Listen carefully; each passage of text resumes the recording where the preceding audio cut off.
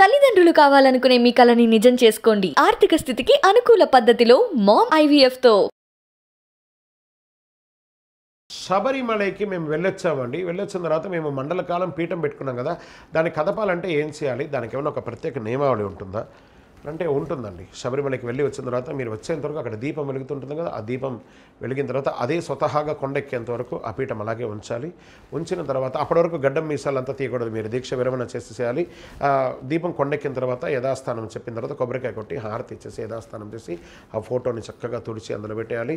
మీరు ఆ పీఠంలో ఉన్నటువంటి బియ్యం అందంగా మంచిగా ఉండిందంటే వంట చేసుకొని తినండి, లేదా బాగాలేదా దాన్ని కొంచెం బాగా కడిగి ఆరబెట్టేసి పసుపు నూనె వేసేసి అక్షింతల కింద వాడేసి పూజలో అక్షింతల కింద వాడండి, లేదా ఈ పిచ్చుకలకి వాటికి వీటికి వేయండి. ఇలా చేయండి. ఈ టవల్ అవన్నీ కూడా ఉతికి చక్కగా పక్కన పెట్టేసి చాలా జాగ్రత్తగా ఉండి దాని తర్వాతనే మీ యొక్క ఇవన్నీ షేవింగ్ కానీ గడ్డం కానీ చేయడము ఇవన్నీ చేయాలి. అప్పటి వరకు బ్రహ్మచర్యం ఉండాలి. ఆ పీఠం కదిపేంత వరకు కూడాను మీరు దీక్షలు ఎలా ఉన్నారో అలాగే బ్రహ్మచర్యం ఉండాలి. శరణమయ్యప్ప. ఇప్పుడు చాలామంది ఆ ఇరుముడి కింద వస్త్రం పెట్టుకుంటారండి, టవల్ కానీ బెడ్షీట్ కానీ. మరి అది ప్రతిసారి కొత్తది కొనాలా లేదా మన దగ్గర ఉన్నదే వాడుకోవాలా అంటే ఏమండి వారి వారి యొక్క ఆర్థిక స్థితిని బట్టి ఉంటుందండి. వాడేటప్పుడు ఉతికి చక్కగా వాడుకోండి, లేదా కొత్తది వాడుకోండి. అది ఎందుకు మనం ఎక్కడ వనయాత్రలు ఎక్కడ అలసిపోయి పడుకుంటాం చూసారా, ఆ బెడ్షీట్ని కింద వేసి ఆ ఇరుముడిని అక్కడ పెట్టడము, 10 మందిది ఉన్నప్పుడు అది పెట్టుకొని ఎవరిదైనా ఒకరిది కప్పుకోవడము ఇవన్నీ జరుగుతుంది. ఆ యొక్క మనం బాత్రూమ్ లేకపోతే స్నానాలు అంతా పోయినప్పుడు చక్కగా దానికి హారతి ఇచ్చి పూజ చేసి తీసుకోవడం కోసమే ఆ యొక్క బెడ్షీట్ అనేది ఉంటుంది. కాబట్టి మళ్ళీ తీసుకొచ్చి అవకాశం ఉంటే నిత్య జీవితంలో వాడుకోకుండా మళ్ళీ వచ్చే సంవత్సరం దీక్షకు వాడుకునేటట్టుగా పెట్టుకుంటే బాగుంటుంది. ఎందుకంటే సాక్షాత్ స్వామివారి అభిషేకానికి వాడిన ఇరుముడి కింద పెట్టాం కాబట్టి దానికి ఒక పవిత్రత ఉంటుంది. కాబట్టి వనయాత్ర చేసిన బెడ్షీట్ కాబట్టి దానికి కూడా పవిత్రత ఉంటుంది. కాబట్టి దాన్ని మళ్ళీ మళ్ళీ వాడుకోవచ్చు, తప్పలేదు. శరణమయ్యప్ప.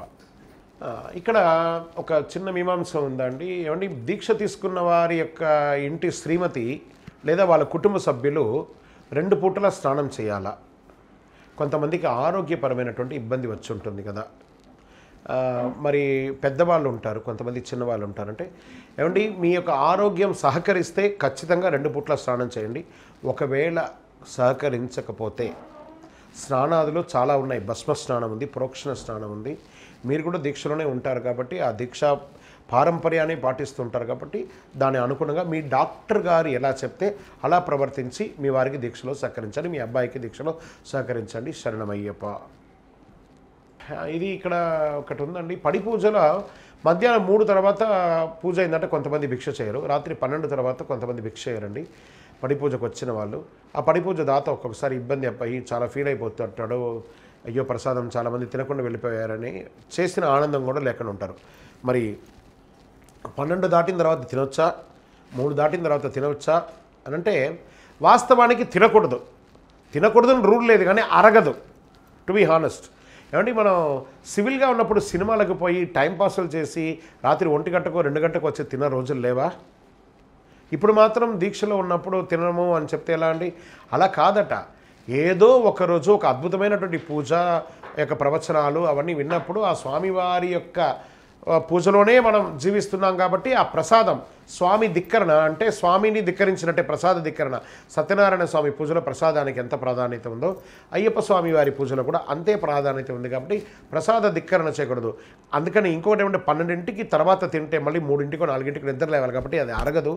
మరుసటి రోజు విరోచనం అయ్యే అవకాశాలు ఉంటాయి. కాబట్టి పూజ చేసుకునే వాళ్ళు కూడా కాస్త త్వరగా చేసుకోవడానికి ప్రయత్నం చేయండి, తప్పులేదు. మళ్ళీ మధ్యాహ్నం 3 గంటలన్నారు చూస్తారా? ఏమంటే మీ ఇంట్లో షుగర్ పేషెంట్స్ ఉంటారు, పెద్దవాళ్ళు ఉంటారు. మీరు తిన్న తర్వాత ప్రసాదంగా అందరూ తినాలి కాబట్టి కాస్త త్వరగా తినేయండి. మీరు తిన్న తర్వాత అందరూ తినాలి కాబట్టి ఒక నియమావళి పెట్టుకోండి. కానీ శాస్త్రంలో ఇలా చేయాలి అలా చేయాలని రూల్ అంటూ ఎక్కడా వెయ్యలేదు. శరణమయ్యప్ప. అయ్యప్పకు అభిషేకాలలో ఆడవాళ్ళు పాల్గొనొచ్చా? శబరిమలైకి వెళ్ళకూడదన్నారు కానీ మీ ఇంట్లో పూజ చేసినప్పుడు మీరు మీ ఆవిడే చేయాలి. మీ పరిసర ప్రాంతాల్లో ఉన్నటువంటి అయ్యప్ప స్వామి దేవాలయంలో ఆడవాళ్ళే ఎక్కువ పూజలు చేస్తున్నారు. శరణమయ్యప్ప. ఇది వచ్చేసి పూజ అయిన తర్వాత ఆ ఇంటి యజమాని పడి ముట్టించి తర్వాత ఒక కర్పూర హారతి ఇచ్చి అందరికీ చూపించిన తర్వాత భిక్ష చేయాలంటారు. అందుకని కిలో కర్పూరం వేసేసి బడ్డి ఇచ్చేసి అది ఆరాలి, దాని తర్వాత తినాలంటే కాదు. భక్తుల యొక్క ఆకలిని కూడా దృష్టిలో పెట్టుకుని చిన్న కర్పూరం బిళ్ళ వేసి అందరికీ హారతి, అంటే కూర్చున్న వాళ్ళు కూడా సాక్షాత్ అయ్యప్ప సమానులు కాబట్టి ఆ హారతి ఇచ్చిన తర్వాత భిక్ష చేయాలని అంటారు. కాబట్టి దానికి అది ఆరాలి వెలగాలి అని ఎక్కడ రూల్ లేదు. ప్రసాదం అంతే. హారతి తీసుకొని కూడా మన గుళ్ళో కూడా హారతి వెలుగుతూ ఉంటుంది, మనం ప్రసాదం తినట్లేదా? అలాగే ఇది కూడా శరణమయ్యప్ప. కన్యస్వాములు బాగా తినాలి, తిను తిను తిను తిను తిను అని బాగా ఫోర్స్ చేస్తారు కదా. ఏమండి ఆయన కన్యస్వామిగా ఉన్న ఆయన హిప్ ఎక్సెల్ ఉంటుంది, మాల వేసుకోగానే 4XL అయిపోతుందా తిను తిను తిను అనడానికి? అప్పుడు ఇప్పుడు ఒకటే. ఎవరైనా బలవంతంగా కన్యస్వాములు బాగా గుర్తుపెట్టుకోండి, ఇది మీకోసమే చెప్తున్నాను, మిమ్మల్ని బలవంతం చేసి కన్యస్వామికి పెట్టు పెట్టు పెట్టు ఎక్కిస్తారు కదా. ఎవరైనా మీరు తినలేకుండా ఇబ్బంది పడితే ఎవరైతే వడ్డిచ్చాడో వాడిని లాగి కింద కూర్చోబెట్టేసి మీరు లేసి వెళ్ళిపోండి, అయ్యప్ప మిమ్మల్ని తిట్టడు, వాళ్ళనే తిడతాడు. ఏమండి కన్యస్వాములు కానీ వాడికి పొట్ట పెరుగుతుందా? లేదేమైనా విశిష్టతనా? ఆహారంలో చేయకండి సార్, మీ ఇంట్లో భోజనం చేసి పెట్టను కానీ మందిర్లలో పోయి పూజకు పోయి కన్యస్వామికి పెట్టు, కన్యస్వామికి పెట్టు పెట్టు మనదైతే పెట్టాలి కానీ మందిది పెట్టడం ఏందండి? శరణమయ్యప్ప. ఏమండి శబరిమల యాత్రకు వెళ్ళి వచ్చిన తర్వాత తిరుగు ప్రయాణంలో పంబలో స్నానం చేయొచ్చండి? ఆ పుణ్యం అంతా పోతుందంటారు కదా. అయితే మీరు శబరిమల నుంచి బయలుదేరితే మీ ఇంటి వరకు స్నానమే చేయరా? బాత్రూమ్ పోరా? ఏ హోటల్లోనో లేదా ఎక్కడైనా బాత్రూంలోనో పోతే అక్కడ స్నానం చేయరా? మరి బాత్రూంలో పాపం పోతే పర్లేదు కానీ పంబలో పాపం పోకూడదా? అలా కాదట, వెళ్ళేటప్పుడు పాపాలని వదిలేసి కృష్ణార్పణ, మన పూజ అవ్వగానే కృష్ణార్పణమస్తు చేసిందేమో మనము కృష్ణుడికి అర్పణమా? అలా కాదట, ఆ భగవంతుడికి అలా ఇవ్వడం వల్ల ఏమవుతుంటే 1000 రెట్లు మళ్ళీ తిరిగి వస్తుందట. వెళ్ళేటప్పుడు పంబలో స్నానం చేయాలి, వచ్చేటప్పుడు పంబలో స్నానం చేయాలి. పాపపుణ్యాలని ఈక్వల్గా బ్యాలెన్స్ అవుతుంది. మన యొక్క పాపపుణ్యాలని మన ఇంటికి ఖచ్చితంగా చేరవలసిన విధంగా చేరిపోతుంది. అలా కాకుండా నేను పంబలో స్నానం చేయని చెప్పేసి చెంగనూరులోనో కోటయంలోనో ఎర్నాకుళంలోనో ఎక్కడో హోటల్లోనో లెట్రిన్లోనో స్నానం చేస్తే అక్కడ పోదా పాపం పుణ్యం? కాబట్టి ఆ పంబ భాగ్యం దొరకడమే భాగ్యం. స్నానం ఎన్నిసారి వీలుంటే అన్నిసారి స్నానం చేయండి. దానికిను దర్శనానికి లింక్ పెట్టకండి, అది తప్పు, అది భ్రమ. శరణమయ్యప్ప. దీక్షా సమయంలో ధరించవలసినటువంటి మాల ఎలా ఉండాలంటే తులసి మాలగా ఉండొచ్చు, రుద్రాక్ష మాలగా ఉండొచ్చు, స్ఫటిక మాలగా ఉండొచ్చు, కరిమాలగా ఉండొచ్చు, చందనమాలగా ఉండొచ్చు, ఎరుపు మాలగా ఉండొచ్చు, పగడమాలగా ఉండొచ్చు. ఎన్ని రకాల మాలైనా 108 వచ్చేటట్టుగా చూసుకోండి, తప్పకుండా ధరించండి. మంచి తీగతో అల్లిందిగా చూడండి, రాగి తీగతో కానీ వెండి తీగతో కానీ. ఆడంబరాలకి వెళ్ళకండి, షోకులకు వెళ్ళకండి, అవసరాన్ని వేసుకోండి. శరణమయ్యప్ప. తిరువ ఆభరణం. తిరు అంటే పవిత్రం, ఆభరణం అంటే బంగారు ఆభరణం. మనం ఇదివరకు ఒక ఎపిసోడ్లో చెప్పాం, స్వామివారు తన శరీరంలో ఉన్నటువంటి ఆభరణాలన్నీ పందల రాజాకి ఇచ్చేసి మకర సంక్రాంతి రోజు దీన్ని నాకు తీసుకురండి అని చెప్తారు. అలాగే ఇప్పటికీ ఆనవాయితీగా స్వామివారి యొక్క వంశీకులే జనవరి 12వ తారీఖున మధ్యాహ్నం 12 గంటలకు ఆ యొక్క గరుడ పక్షి, ఆ కృష్ణ పరుందు అంటారు, ఆ కృష్ణ పరుందు వచ్చినప్పుడు ఆ ఆభరణాలన్నీ లేపుతారు. కరెక్ట్గా 48 అవర్స్లో తీసుకువచ్చి సన్నిధానంలో ఎక్కించి ఆ యొక్క మకర సంక్రమణం అంటారు చూసారా, దక్షిణాయనం పోయి ఉత్తరాయణం వచ్చే ఆ పవిత్ర కాలంలో స్వామివారికి ఆభరణాలన్నీ వెలిగిస్తారు. ఈ వేసినప్పుడు ఆ యొక్క కాంతమలైలో జ్యోతిగా స్వామివారు ఆకాశంలో ఉత్తరా నక్షత్రంగాను, కాంతమలైలో జ్యోతిగాను, సన్నిధానంలో ఆభరణ చార్తుగాను స్వామివారు దర్శనమిస్తారు. సత్యం. శరణమయ్యప్ప. నెయ్యితోని అనేది ఎలా ఉంటుందంటే స్వామివారికి, స్వామి నేను ఒక్కడే వెళ్ళాను, శబరిమలకి వెళ్ళినప్పుడు ఇరుముడి తీసుకొని వెళ్ళి అభిషేకం చేసుకోలేకపోయాను, నాకు బృందం లేదు అని అంటే ఆ తంత్రి గారి రూమ్ పక్కన వరుసగా ఒక గ్రిల్ వేసి ఒక తొట్టిలాగా పెట్టుంటారు ఆ కొబ్బరికాయ కొట్టడానికి. దట్ ఈస్ కాల్డ్ నెయ్యితోనే. మీ ఇరుముడిలో తెచ్చిన నెయ్యిని అందులో కొట్టి అలా వదిలేస్తే దాన్ని అన్నిటి కూడా ఫిల్టర్ చేసి స్వామివారికి అభిషేకం చేస్తారు. అక్కడే అమ్ముతారు, సాక్షాత్ రూపంలో అభిషేకం నెయ్యి అమ్ముతారు, మీరు కొనుక్కొని వచ్చుకోవచ్చు. అదే నెయ్యితోని. శరణమయ్యప్ప. అయ్యప్ప స్వామి వారిని దర్శించుకోవడానికి ఇంత రద్దీ రావడానికి ఏమైనా కారణం ఉందా? ఈ మధ్య కాలంలో ఎలా ఉందంటే 1954 నుంచి ఈ యొక్క రద్దీ అనేది పెరగడం మొదలుపెట్టిందండి. అప్పుడు వనరులు లేదు మనకు, దారి మార్గదర్శకాలు అన్నీ కూడా లేవు. ఇప్పుడు అన్ని రకాల టెక్నాలజీ పెరిగింది. ఈ యొక్క అయ్యప్ప దీక్షలో సమాజానికి కావాల్సిన మెసేజ్ ఉంది.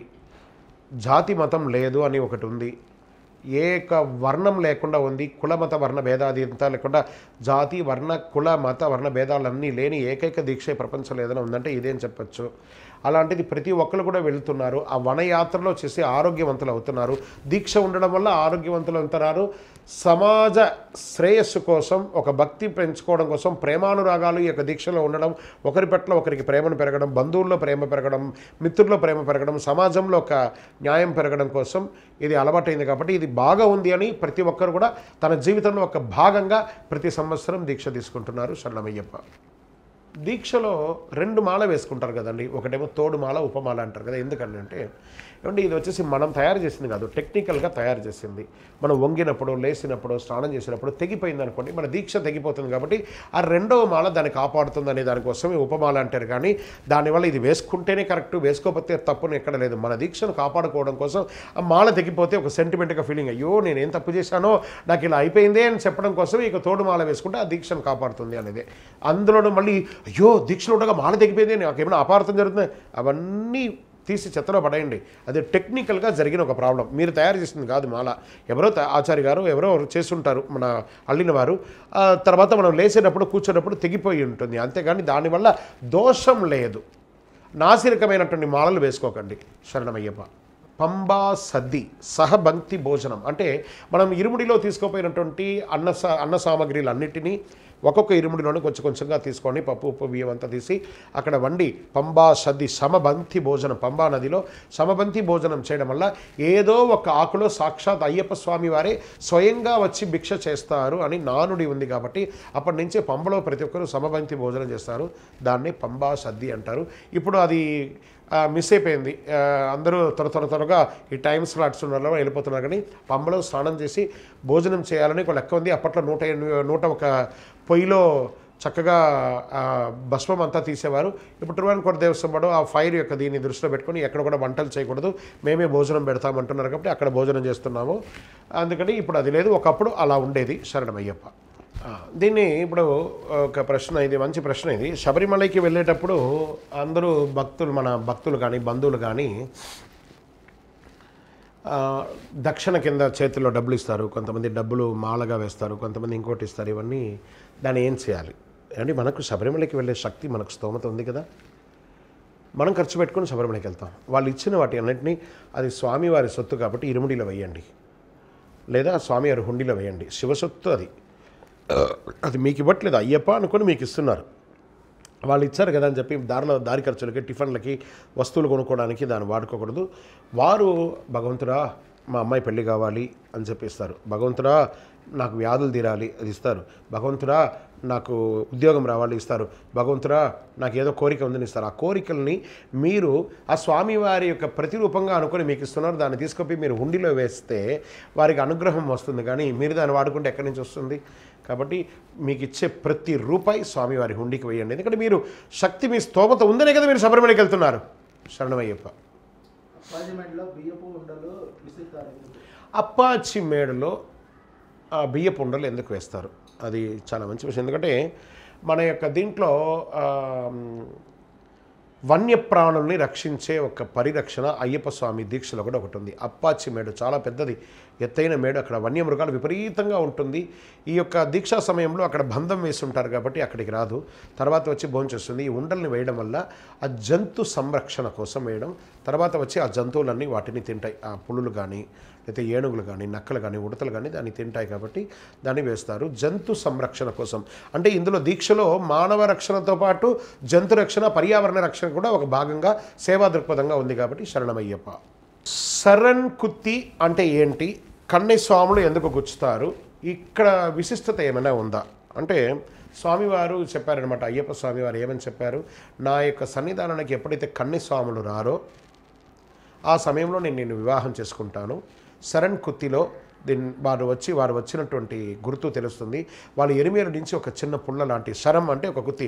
ఈ శరం ఎందుకు వస్తుంటే వనయాత్రలో పోతుండగా వాళ్ళ కాలికి అడ్డంగా పాము కానీ, చెత్త కానీ, పురుగులు కానీ ఏదైనా ఉంటే దాన్ని అలా తీసేస్తూ జరుపుకుంటూ రావడానికి కోసమే అది ఒక వెపన్ లాగా అనుకోండి. అలా తీసుకొని వస్తారు. దానితో పని అయిపోతుంది. ఎక్కడంటే శరణ్ కుత్తి ఇక్కడ నుంచి నా దగ్గరికి వచ్చేస్తారు కాబట్టి ఇక్కడ గుచ్చేసేయాలి. ఇక్కడ గుచ్చిన తర్వాత శబరిమలకి వస్తారు. దీన్ని మకర సంక్రాంతి రోజు నాకు ఆభరణాలంతా వేసిన తర్వాత మాలిగేపురత్తమ్మ దగ్గర నుంచి నేను ఏనుగు రూపంలో ఆ శరణ్ కుత్తి దగ్గరికి వెళ్ళి చూస్తాను, కన్యస్వాములు ఎవరైనా రాకపోతే నిన్ను వివాహం చేసుకుంటాను అని. అక్కడ శరణ్ కుత్తి అని చూస్తారు. ప్రతి సంవత్సరం ఆ తంతుగా జరుగుతుంది. ఒకళ్ళిద్దరు కాదు, వేళ్లలో లక్షల్లో కన్యస్వాములు పెరిగిపోయారు. అక్కడ శరణ్ కుత్తిని పోయి ఆ మాలిగేపురత్తమ్మ దర్శనం చేసుకుంటుంది. శరణమయ్యప్ప.